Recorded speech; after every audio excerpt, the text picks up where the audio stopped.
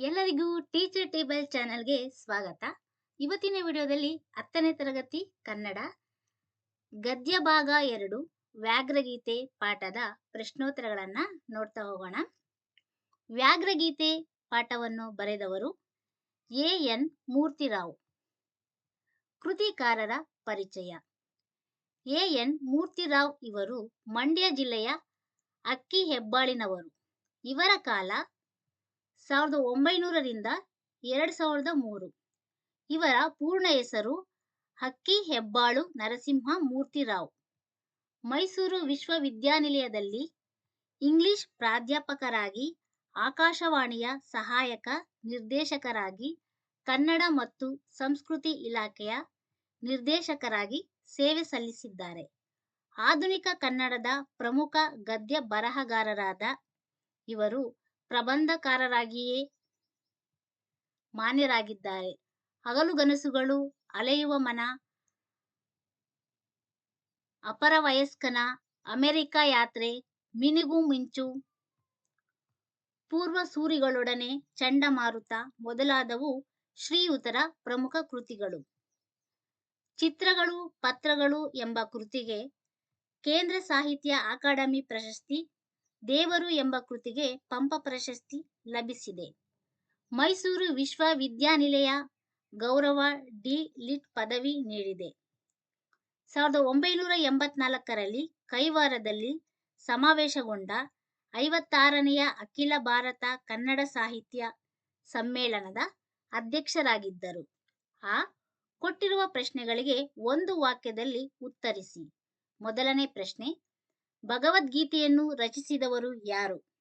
ಉತ್ತರ, ಭಗವದ್ಗೀತೆಯನ್ನು ರಚಿಸಿದವರು ಮಹರ್ಷಿ ವೇದವ್ಯಾಸರು. ಎರಡನೇ ಪ್ರಶ್ನೆ, ಹುಲಿಗೆ ಪರಮಾನಂದವಾಗಲು ಕಾರಣವೇನು? ಉತ್ತರ, ಶಾನುಭೋಗರ ದುಂಡು ದುಂಡಾದ ಶರೀರವನ್ನು ನೋಡಿ ಹುಲಿಗೆ ಪರಮಾನಂದವಾಯಿತು. ಮೂರನೇ ಪ್ರಶ್ನೆ, ಶಾನುಭೋಗರಿಗೆ ತಲೆ ಸುತ್ತಲು ಕಾರಣವೇನು?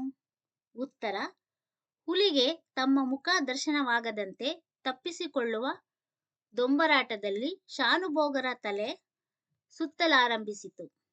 ನಾಲ್ಕನೇ ಪ್ರಶ್ನೆ, ಶಾನುಭೋಗರ ಬ್ರಹ್ಮಾಸ್ತ್ರ ಯಾವುದು? ಉತ್ತರ, ಶಾನುಭೋಗರ ಬ್ರಹ್ಮಾಸ್ತ್ರ ಕೀರ್ತಿ ಪುಸ್ತಕ.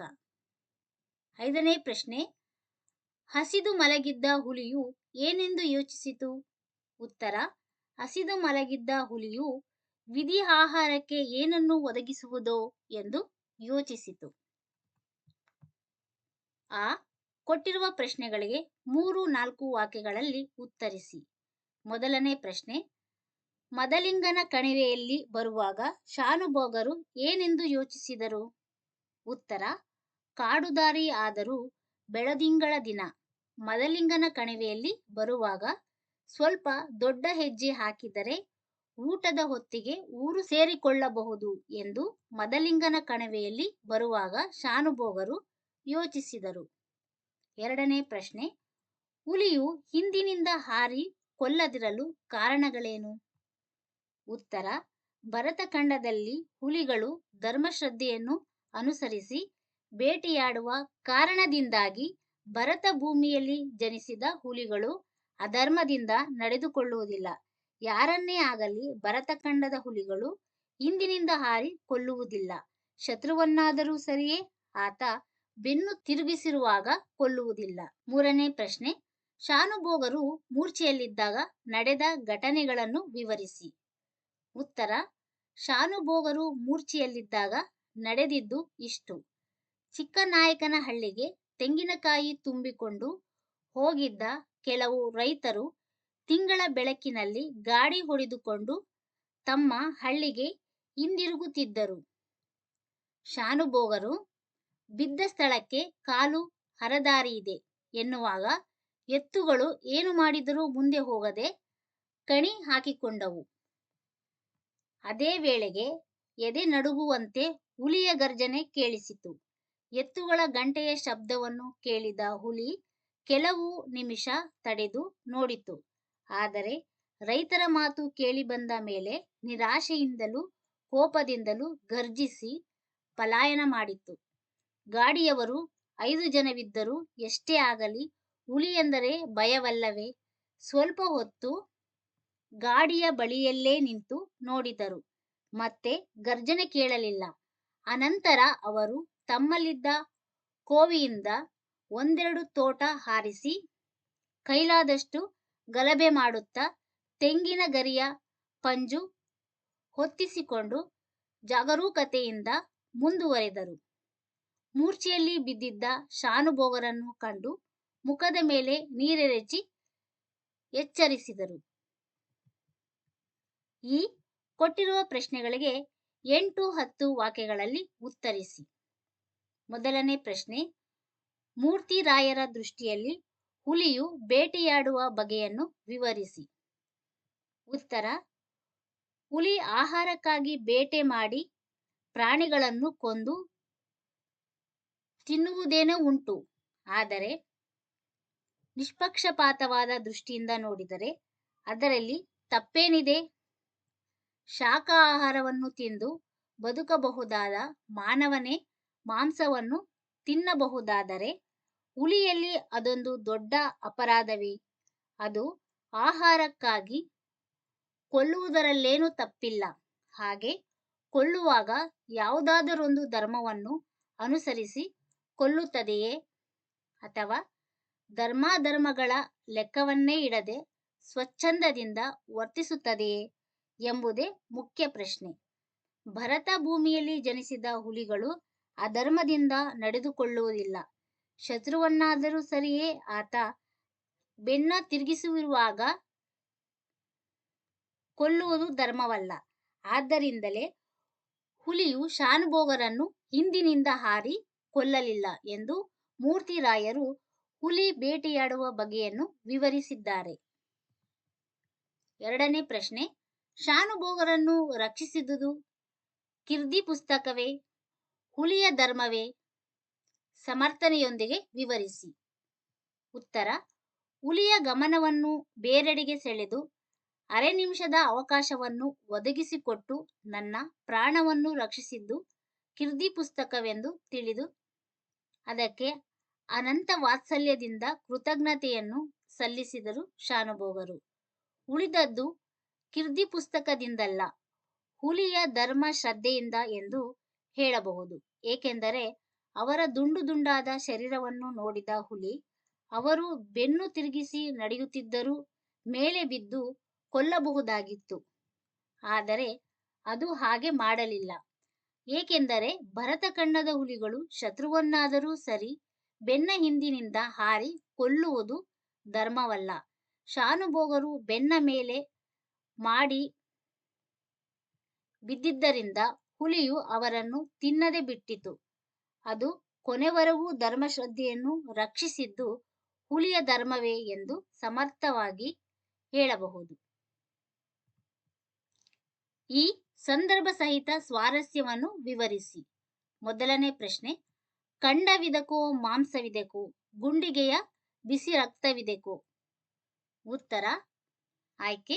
ಈ ವಾಕ್ಯವನ್ನು ಎ.ಎನ್. ಮೂರ್ತಿರಾವ್ ಅವರ ಸಮಗ್ರ ಲಲಿತಾ ಪ್ರಬಂಧಗಳು ಸಂಕಲನದಿಂದ ಆಯ್ದ ವ್ಯಾಘ್ರಗೀತೆ ಎಂಬ ಪಾಠದಿಂದ ಆರಿಸಿಕೊಳ್ಳಲಾಗಿದೆ. ಸಂದರ್ಭ: ಹುಲಿಗೆ ಕಂಡದ್ದು ಶಾನುಭೋಗರ ಬೆನ್ನೆ. ಅದಕ್ಕೆ ಒಂದು ಕಡೆ ಹಸಿವು, ಮತ್ತೊಂದು ಕಡೆ ತನ್ನ ಸ್ವಾಭಿಮಾನಕ್ಕೆ ಇಂಥ ಧಕ್ಕೆ ಬಂತಲ್ಲ ಎಂಬ ಯೋಚನೆ.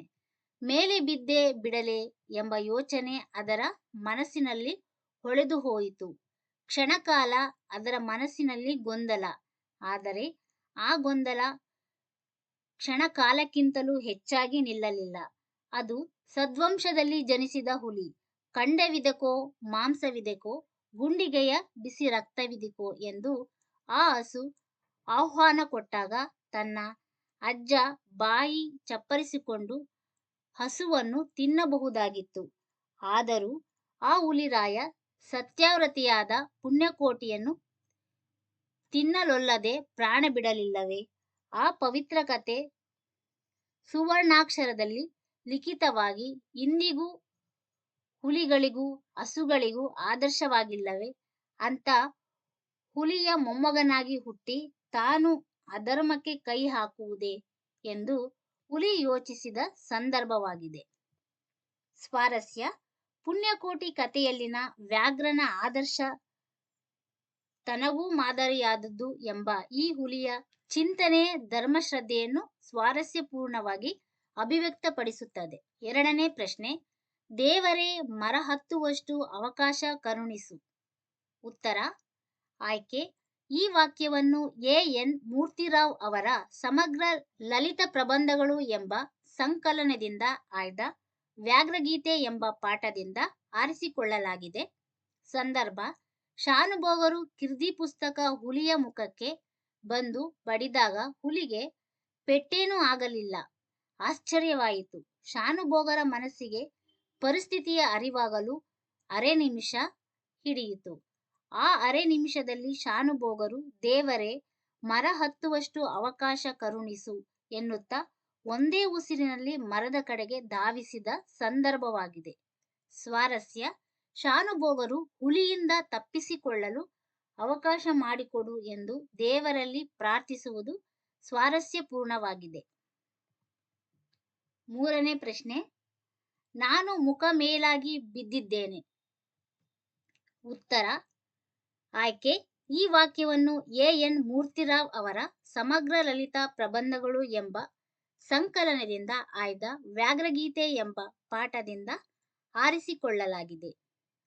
ಸಂದರ್ಭ: ಈ ಮಾತನ್ನು ಶಾನುಭೋಗರು ಗಾಡಿಯವರಿಗೆ ಕೇಳಿದರು. ಶಾನುಭೋಗರು ಪ್ರಜ್ಞೆ ತಪ್ಪಿ ಬಿದ್ದಿದ್ದಾಗ ಅದೇ ದಾರಿಯಲ್ಲಿ ಹೋಗುತ್ತಿದ್ದ ರೈತರು ಅವರ ಮುಖದ ಮೇಲೆ ನೀರೆರಚಿ ಎಚ್ಚರಿಸಿದ ಸಂದರ್ಭ ಅವರ ಮನಸ್ಸನ್ನೆಲ್ಲ ವಿಸ್ಮಯ ಆವರಿಸಿತ್ತು. ತಾವು ಉಳಿದದ್ದು ಹೇಗೆ? ನಿಸ್ಸಹಾಯರಾಗಿ ಪ್ರಜ್ಞೆಯಿಲ್ಲದೆ ಬಿದ್ದಿದ್ದಾಗ ಹುಲಿ ತಮ್ಮನ್ನು ಎಳೆದುಕೊಂಡು ಹೋಗಲಿಲ್ಲವೇಕೆ? ಸ್ವಲ್ಪ ಹೊತ್ತು ಯೋಚಿಸಿ ಗಾಡಿಯವರನ್ನು ಕೇಳಿದರು. ನಾನು ಮುಖ ಮೇಲಾಗಿ ಬಿದ್ದಿದ್ದೇನೆ ಎಂದು ಕೇಳಿದ ಸಂದರ್ಭವಾಗಿದೆ.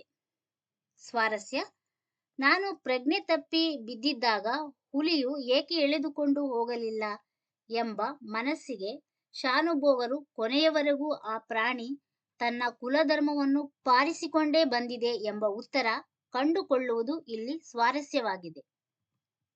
ನಾಲ್ಕನೇ ಪ್ರಶ್ನೆ: ಹುಲಿ ಈಗ ಎಷ್ಟು ಹಸಿದಿರಬೇಕು? ಉತ್ತರ: ಆಯ್ಕೆ: ಈ ವಾಕ್ಯವನ್ನು ಎ.ಎನ್. ಮೂರ್ತಿರಾವ್ ಅವರ ಸಮಗ್ರ ಲಲಿತ ಪ್ರಬಂಧಗಳು ಎಂಬ ಸಂಕಲನದಿಂದ ಆಯ್ದ ವ್ಯಾಘ್ರಗೀತೆ ಎಂಬ ಪಾಠದಿಂದ ಆರಿಸಿಕೊಳ್ಳಲಾಗಿದೆ.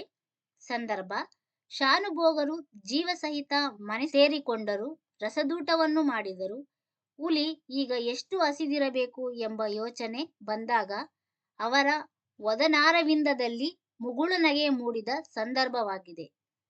ಸ್ವಾರಸ್ಯ: ನಾನು ಹುಲಿಯಿಂದ ತಪ್ಪಿಸಿಕೊಂಡು ಬಂದು ರಸದೂಟವನ್ನು ಮಾಡುತ್ತಿದ್ದೇನೆ.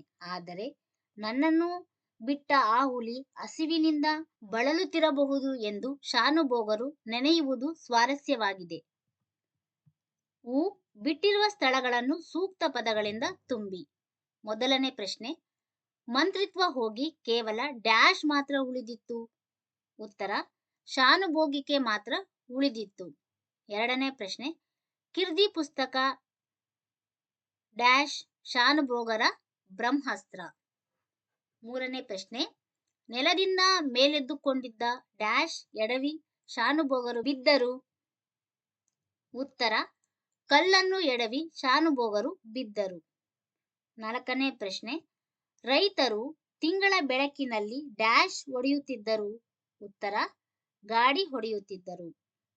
5. ಶಾನುಭೋಗರು ಉಳಿದಿದ್ದು ಡ್ಯಾಶ್ ಪುಸ್ತಕದಿಂದಲ್ಲ.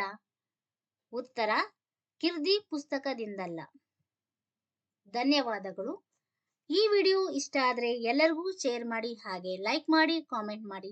ಟೀಚರ್ ಟೇಬಲ್ ಚಾನಲ್ ಅನ್ನು ಸಬ್ಸ್ಕ್ರೈಬ್ ಮಾಡಿ. Thank you.